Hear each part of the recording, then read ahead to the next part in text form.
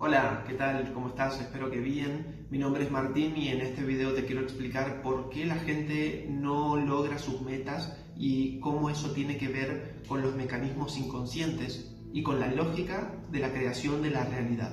¿Ok? En este video vas a escuchar cosas de espiritualidad, de física cuántica, de neurociencia, de biología, de desarrollo personal, un montón de cosas. ¿Ok? Entonces empecemos.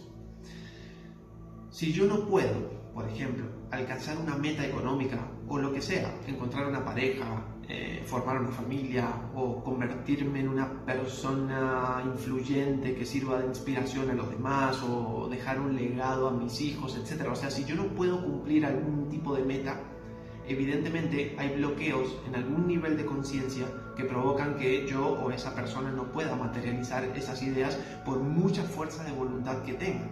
Lo que pasa aquí es que por mucho que estas personas intenten trabajar por conseguir esas metas, parece que siempre hay algo como invisible que impide lograrlo, incluso después de haber intentado con todas las soluciones de muchos expertos en el mercado de esa temática, metodologías o todo tipo de intentos. Pero parece que a muchas personas les funciona y a esa persona no. Okay. El problema real, así como obviamente la solución definitiva, se encuentra en otro lugar que todavía no fue explorado. ¿Por qué?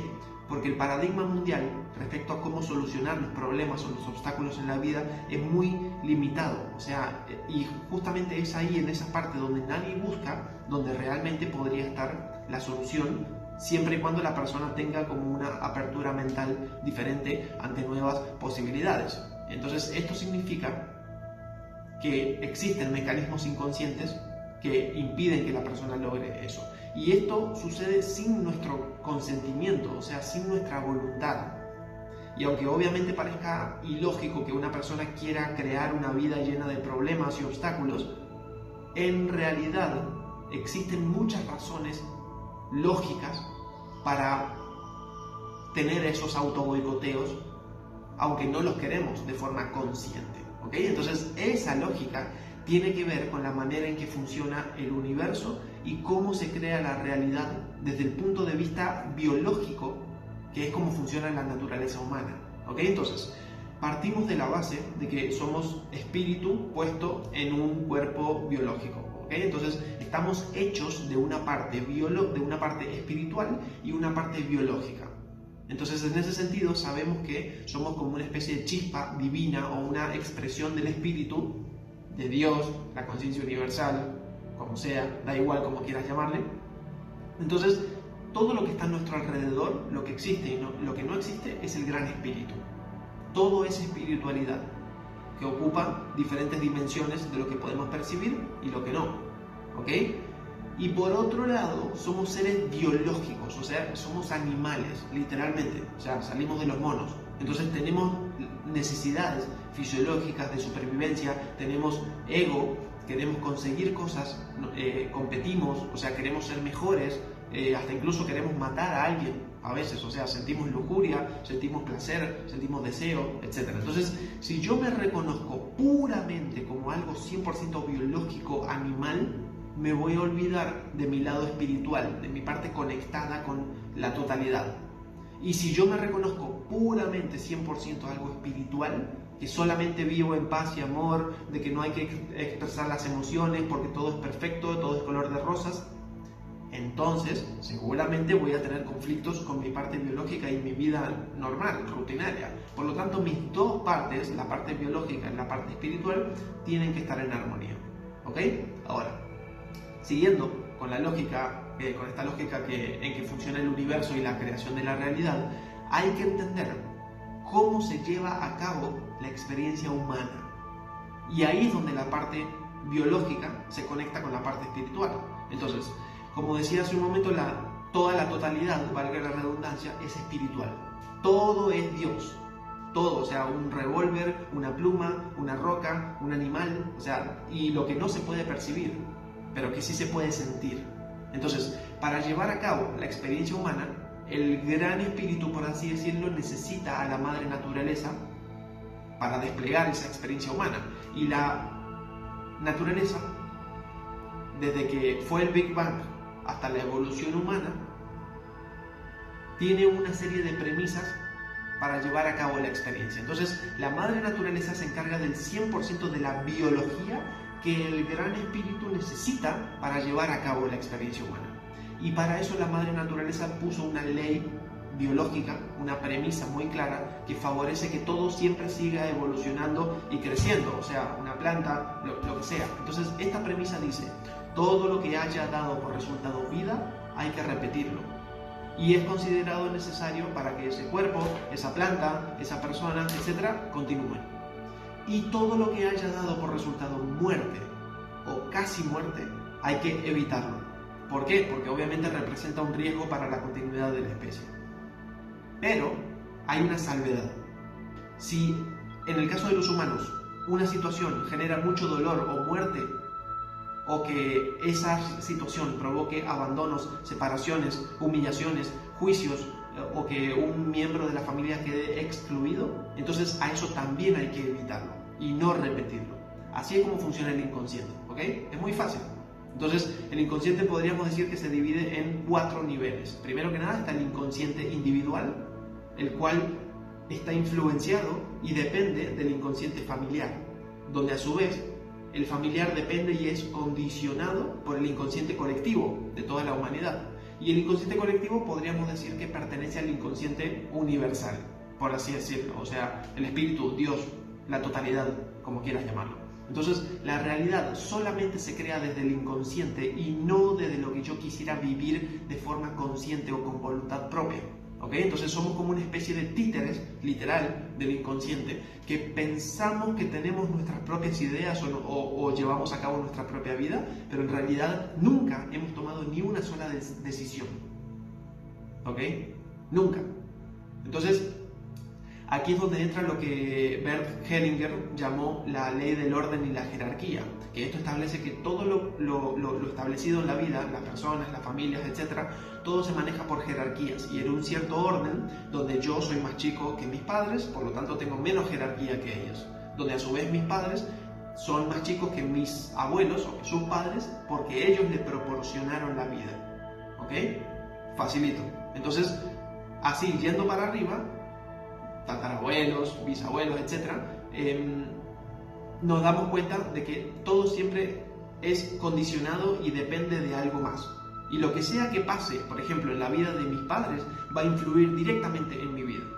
Eso es obvio. Entonces, en ese sentido, si a mí me ocurre algún problema muy fuerte, muy traumático, que provoque mucho dolor en la familia, o que provoque que los miembros de la familia se separen, o que haya muertes, o asesinatos, abortos, humillaciones, etc., entonces el inconsciente o la biología considera que ese evento traumático es un potencial riesgo para la continuidad de la familia. Y es muy probable que evite que ese evento se vuelva a repetir en el futuro, porque quiere evitar justamente que ocurran futuras desgracias, como ocurrió en ese hipotético caso. Entonces, por eso, desde otra parte, desde la epigenética conductual, se confirmó que nosotros heredamos los traumas y los problemas de nuestros familiares anteriores, de hasta incluso 4 generaciones, pero incluso mucho más. Y heredamos esos bloqueos que no fueron gestionados o resueltos correctamente en ese momento. ¿Ok? Entonces el inconsciente de alguna manera busca ese evento traumático que no se gestionó para resolverlo, o sea, para que otra persona, un descendiente, algún momento pueda resolverlo. Entonces, esa memoria es como que viaja por el ADN y se transmite de generación en generación hasta que algún próximo descendiente o familiar se encuentre de nuevo con ese bloqueo y decida reconocerlo, resolverlo y sanarlo de una vez por todas. Por ejemplo, si un hombre, digamos que es el padre el eje central de la familia, el pilar de la familia, por ejemplo, digamos que se compra una casa y por alguna razón una persona lo mata y eso desencadena un caos terrible que afecta a la familia. Entonces la familia ya no tiene ese proveedor, ese pilar, y empieza, por ejemplo, a vivir mucha escasez, los hijos se separan, algunos mueren en el camino y todo eso, digamos que generó muchísimo caos Entonces, ese evento traumático queda guardado en una especie de memoria en el inconsciente familiar. Entonces, el inconsciente familiar va a ponerle, entre comillas, un bloqueo a alguno de los hijos, los nietos o etcétera, para que esa persona no pueda comprarse una casa por más que la persona quiera. ¿Por qué? Porque el inconsciente familiar va a tener la memoria de que cuando el padre quiso comprarse la casa, en este ejemplo, lo mataron y eso provocó un drama enorme donde además hubo separaciones, escasez, riesgo de muerte, etc. Entonces, hay una persona X de la familia, que supongamos el nieto o el bisnieto, que por ejemplo que se llama Miguel, por ejemplo, que va a tener una dificultad impresionante para comprarse su casa y no va a poder por más que quiera, o sea, por más que quiera con todo su corazón, por más que sea buena persona, no va a poder. Entonces esta persona quizás pide préstamos a diferentes bancos y siempre se los rechazan. O quizás su economía siempre se acomoda para que no pueda ahorrar, para que no le sobre nada. Y cuando logra ahorrar para comprarle la casa, alguien le roba, por ejemplo. O simplemente nunca tiene suerte para encontrar oportunidades de casas. O sea, lo que sea. Le va a resultar imposible comprarse la casa y no va a entender por qué, a pesar de tener buenas intenciones. Entonces, así es como el inconsciente crea la realidad, sin nuestro consentimiento, o sea, sin nuestra voluntad. Entonces, lo que Miguel tiene que hacer es dejar de buscar soluciones en el plano de la materia y empezar a buscar soluciones en otro plano, en otro lugar, que es el plano ancestral. Entonces, si Miguel encuentra, por ejemplo, que está heredando un bloqueo de esa otra persona, entonces puede hacer un camino de conciencia y de sanación donde se libera de esa carga que no le corresponde, obviamente, entre comillas, para poder crear su vida a su voluntad y dejar de estar atorado. ¿Okay? Entonces, esta premisa de la madre naturaleza tiene el objetivo de garantizar que las especies sigan evolucionando, desarrollándose y evitar que las especies se extingan. Entonces, este mecanismo es el que todavía no es comprendido por el paradigma mundial, por el mundo entero, pero que evidentemente le puede cambiar la vida a cualquier persona, independientemente cuál es su problema, su dificultad o cuánto haya intentado para lograrlo. Te voy a dar muchos ejemplos. A ver, supongamos que Juan o una persona X tiene un problema enorme de que no puede generar más dinero del que quisiera y no sabe por qué está como atorado, digamos, en un techo de $2.000 por mes. Entonces, Juan no sabe por qué, pero le resulta imposible superar esa facturación con su actividad, con su negocio. O sea, no puede. Él intenta de todo tipo de estrategias, tácticas, ahorrar, generar más, conseguir más clientes, vender más, o sea, aprender, o sea, toma cursos, mentorías, coaching, aprende de finanzas personales, intenta todo, intenta aprender de inversiones, lo que sea, hace de todo y no logra pasar ese techo de esa facturación. Entonces, ¿qué es lo que pasa? O sea, ¿por qué él tiene ese bloqueo y otras personas quizás no?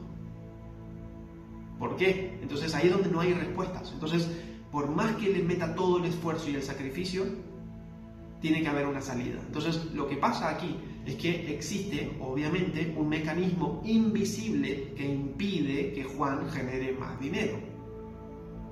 Entonces, la economía de Juan está como atorada porque su biología o su inconsciente tiene una memoria donde hubo mucho dolor en algún evento traumático de la familia y el inconsciente decide impedir que Juan genere más dinero aunque él sea súper buena persona y tenga buenas intenciones de hacerlo. ¿Ok?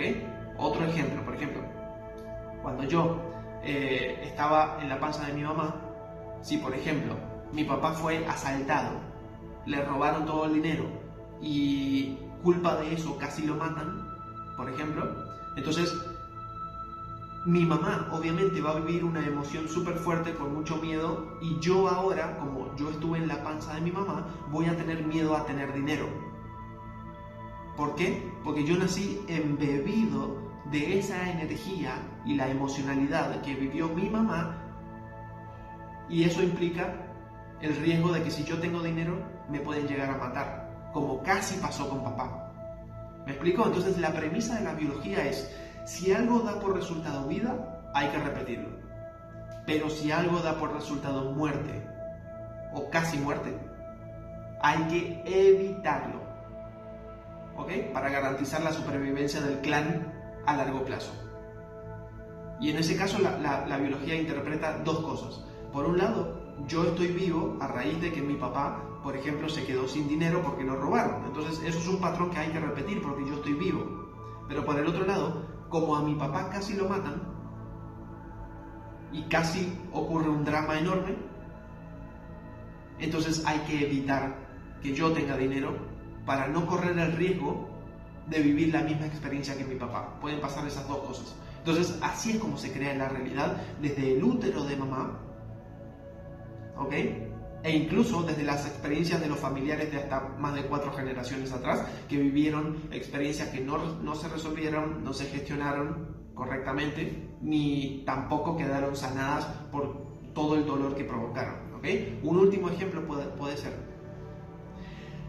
que cuando mi mamá estaba embarazada de mí, por ejemplo, hubo una disputa muy fuerte por la herencia de un terreno porque mi abuelo falleció y mi papá se peleó con todo el resto de la familia y el tema central de todo ese lío fue el dinero, por ejemplo. Entonces la biología interpreta que a mí no me conviene, entre comillas, tener dinero porque cuando yo muera, mis hijos se podrían pelear y separarse por una disputa por dinero. Entonces no tiene nada que ver con lo que yo quiera conscientemente, sino con lo que es conveniente o no conveniente en términos de biología de la garantía de la supervivencia a largo plazo. Es decir, que en estos ejemplos, estas personas necesitan problemas de dinero para que el clan continúe. Es un favor enorme que en realidad hace el inconsciente para protegernos, aunque pasemos por un momento de súper insatisfacción, ¿ok? A esto, el Ho'oponopono es lo que le llama un recuerdo no sanado. Y aquí lo llamamos un síntoma. Síntoma es cualquier cosa que no solamente una enfermedad física, sino cualquier cosa que provoca que mi vida no sea plena al 100%.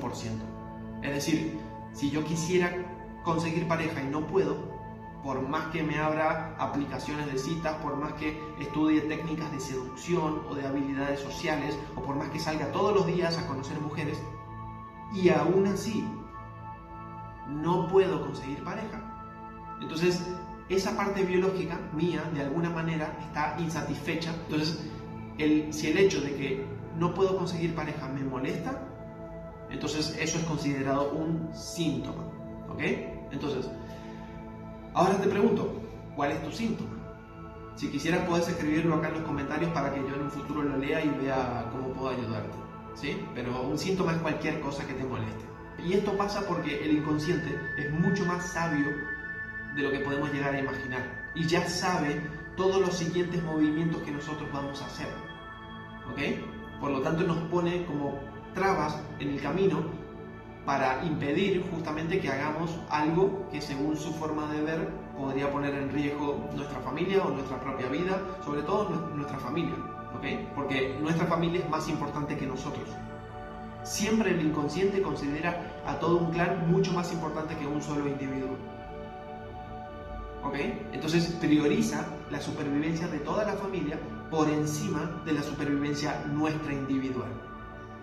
Entonces, por ejemplo, si yo tengo un problema de que no puedo tener más dinero porque podría comprarme una casa y si la casa, por ejemplo, supone un riesgo para mi familia, entonces el inconsciente me va a poner toda especie de trabas para no poder comprarme la casa, incluso sin previo aviso. Es decir, cuanto más intento generar dinero para tener la casa, entonces el inconsciente sabe para dónde voy y me pone la traba ahí. ¿Me explico?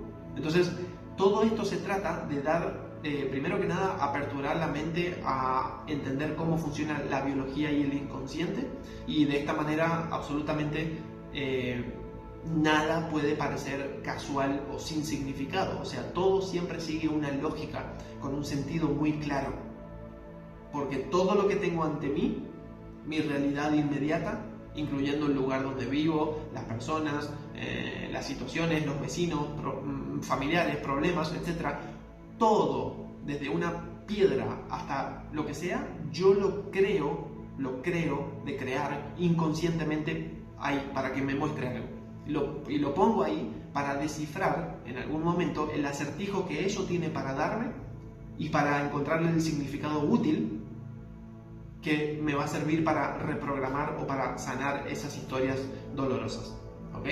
Todo. Esto incluye personas, alergias, enfermedades, insectos, colores, patrones, simbologías, todo. Y justamente como explicó el experimento de la doble rendija, cualquier partícula que vibre puede ser modificada por el observador. ¿Ok? Entonces, en el momento en que yo tomo conciencia del significado de un elemento que puse ahí y lo reprogramo, ¿ok? Entonces ese elemento puede irse de mi vida o puede modificarse, entendiéndolo como el síntoma. Por eso es que un síntoma se puede resolver, ¿ok? Por eso es que también no tiene sentido quejarse, sino solo comprender, tomar conciencia y alterar la realidad desde el inconsciente. Porque la realidad puede cambiar, así como una partícula puede cambiar por la visión del observador. Después fíjate ese experimento de la doble rendija y es así. Entonces ese es el enfoque de la bioexistencia consciente. Está en esa parte energética, porque la realidad física que percibimos con los 5 sentidos es la última manifestación del verdadero proceso de creación de la realidad. Antes del plano material está el plano emocional. Y antes el plano mental. Y antes el plano ancestral. Y antes están 3 planos más que son los que realmente le dan la forma a la realidad que percibimos con los 5 sentidos. En otro video te voy a profundizar más sobre eso. Por eso el cambio no se da en el plano material, sino en el campo energético, o sea, en los planos de más arriba. ¿Ok? En resumen, para algo está el objeto que tengo frente a mí, o sea, el síntoma. Todo tiene una funcionalidad, todo tiene un significado y todo tiene una lógica. Esa fue una introducción de la perspectiva de la bioexistencia consciente y por qué es tan útil para comprender y resolver absolutamente cualquier problema en tu vida. ¿Okay? En otros videos siguientes voy a profundizar sobre temas puntuales, así como también mi historia personal, lo que me llevó a encontrarme con este abordaje y la manera en que fui solucionando y sanando muchas cosas en mi vida. ¿Okay? De manera definitiva. También quiero que me comentes si necesitas ayuda con algo y con esta experiencia, digamos, puedo ayudarte a ver otra perspectiva para intentar que tu vida sea mucho más placentera. Para eso te dejo un link aquí debajo en el que me puedes escribir y veo cómo te puedo ayudar. Te mando un abrazo, un saludo y nos vemos en el próximo video.